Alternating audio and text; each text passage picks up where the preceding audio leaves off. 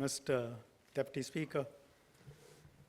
I think on the 24th of August, we announced the facts relating to the non-compliant aluminium cladding. So I need to know from the NMP, you say 2 brands of aluminium composite panels. Are you referring to the Bolia and Bolia Core? Thank you. So after we issued our statement, we advised our industry partners to approach SCDF if they had reason to suspect that the cladding used for their building projects were in any way not compliant with fire code requirements. Industry partners meaning building owners, QPs, and so on. So a building owner proactively submitted samples of 2 models of composite panel that were used in its building project for tests. So they submitted it for tests, Bolia and Bolia Core, FR. Those 2 models had been issued with COCs by local certification bodies, which certified them to be compliant with fire code requirements for use as cladding. The tests, however, found the samples to be non-compliant. So the building owner then informed SCDF about the matter. SCDF has a further announcement on 8th of December last year. It has identified 6 other buildings that could have used these models of composite panel, and investigations on how these came about are still ongoing.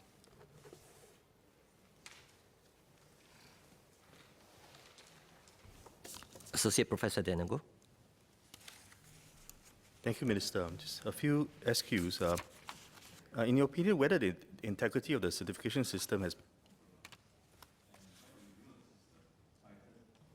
when the review of the system to tighten the processes will be completed, and what remedial steps will be taken in the meantime to ensure public safety. And this is referring to the certification system. On another set of questions is whether SCDF will be extending retesting to all brands of cladding, and if so, when will this be completed? Thank you. Can I have the last question again, please? SCDF will be extending retesting to all brands of cladding, and if so, when will this be completed? Thanks.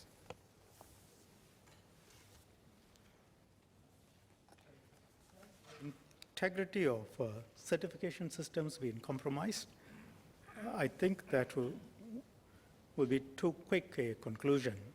Let me explain why. I said investigations are ongoing. For example, alubond. Again, I need to be careful about what I say because the matter is under not just SCDF investigations, but also police investigations.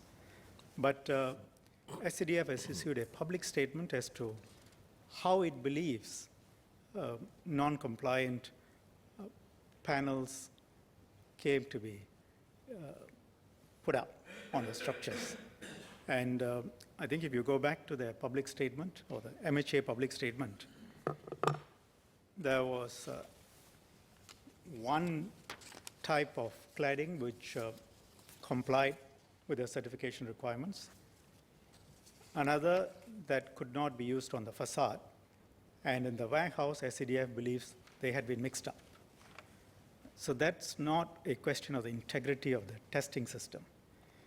But if you had asked me to speculate in August as to how this came about, I think it would have been difficult for me to have speculated that it's because there was a mixture in the warehouse.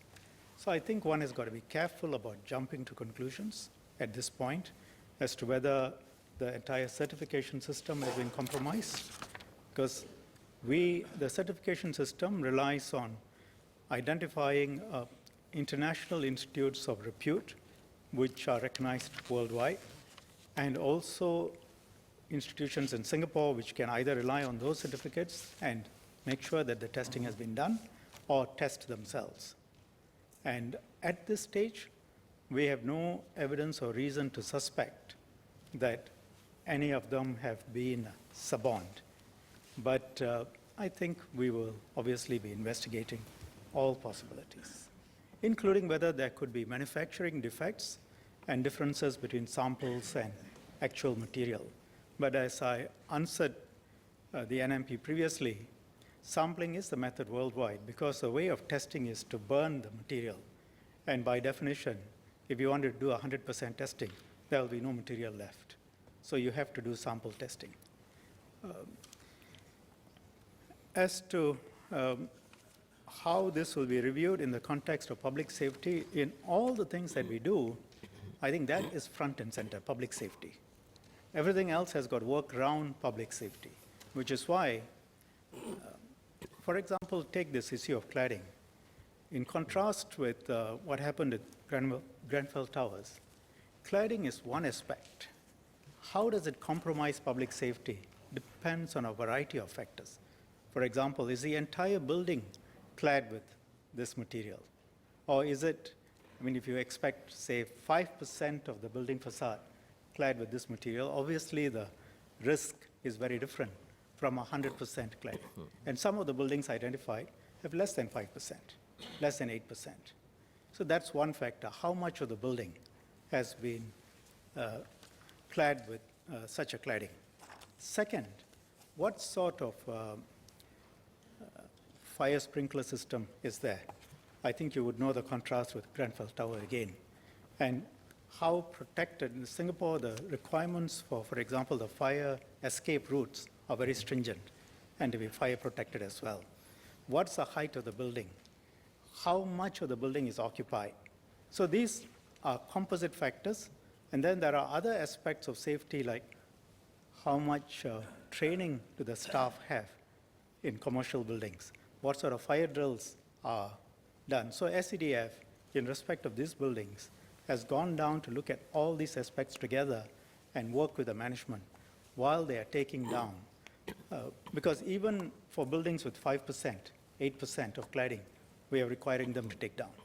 And at the same time, we are making sure that these other, what I call the human safety factors, are being practiced. So fire safety is absolutely important, which is why SCDF makes that assessment first while the testing is going on, because testing takes some time. But they make an assessment as to whether the building is safe or not safe and announce it publicly. Where there is no unrestricted public access to the buildings, SCDF requires the building owner to inform all the tenants of the nature of the cladding and the issues surrounding, so that the tenants can make a considered assessment, even though we say it is safe. We believe it is safe, but we think the tenants ought to know. Where there is unrestricted public access, we think that should be made public, and it's up on the SCDF website. So that's the approach that is taken. And regardless of whether it's 5% or 8% or 10% or 50% cladding, we require them to take it down. For example, on Elebond, I think 17 have taken down, 18 are in the process of taking down. In respect of Bolia, I think 3 have taken down. The other 4 are in the process of taking down. Another building, a church, has been identified more recently.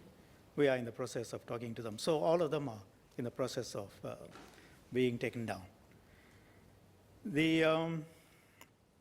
In respect of other brands of cladding, what has been doable has been done, in the sense that we have contacted industry partners. We have required QPs to give us returns to explain and relook at their buildings, make a second round of checks in terms of, we have identified these brands as being problematic.